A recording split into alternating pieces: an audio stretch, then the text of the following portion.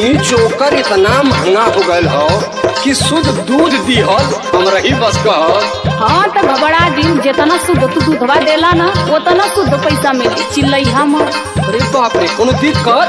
बिना चीनी डले लइका छुअत ना हुआ अशुद्ध है। अरे भाई खोल के कहा। हाँ तो खोल के सुनबो कर कनवा।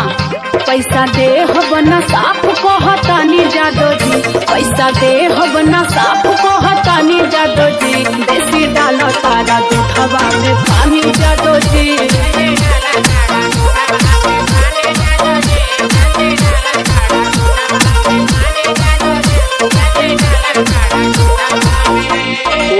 हमके पहले ही से लगत रहे कि कोनो शिकायत आई जरूर। हाँ तो ऐसा करबा तो शिकायत आई ना। अरे भाई वह तो समझावल चाहत रहनी हो। का समझावे आलुआ हो? सुना, अरक दूधवा में यही से आइल बाटे हो, अरक दूधवा में यही से आइल बाटे हो, अभी नैया पाड़ियावा की आइल बाटे हो।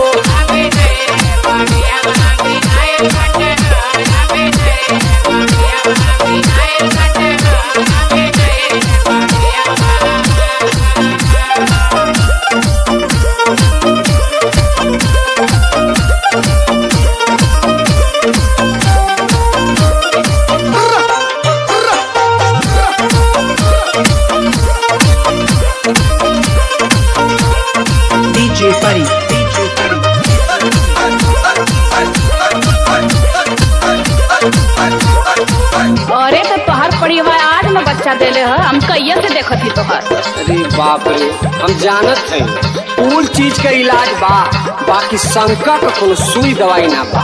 अरे चला चला हमके पढ़ावा मत।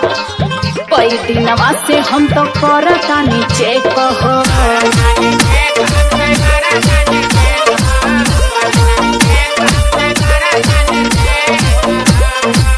पर न मलाई गरम कके लेहनी देख हो।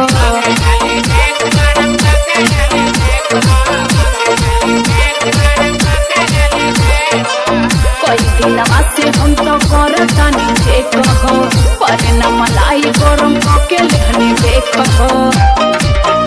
करता रहा हमारा से बेईमानी जादो जी, करता रहा हमारा से बेईमानी जादो जी, देसी डालो तारा दूधवा में पानी जादो जी।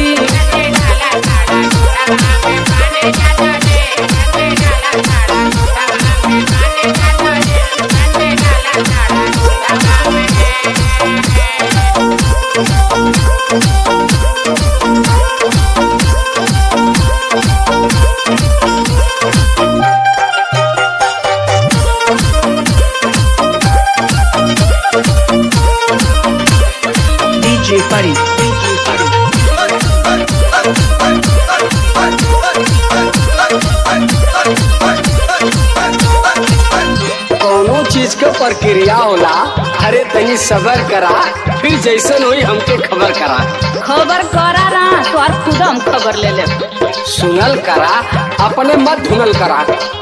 दूधवा पुरान भौजी होई जस जस हो,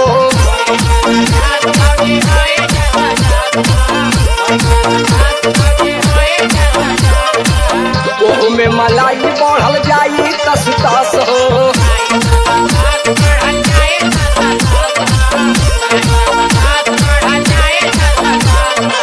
दूधवा पुरान भौजी होई जस जस हो, ओहू में मलाई बढ़ल जाई तस तस हो। शंका झूठे तोहरा मन में समाइल बाटे हो, शंका झूठे तोहरा मन में समाइल बाटे हो, अभी नहीं है पड़ी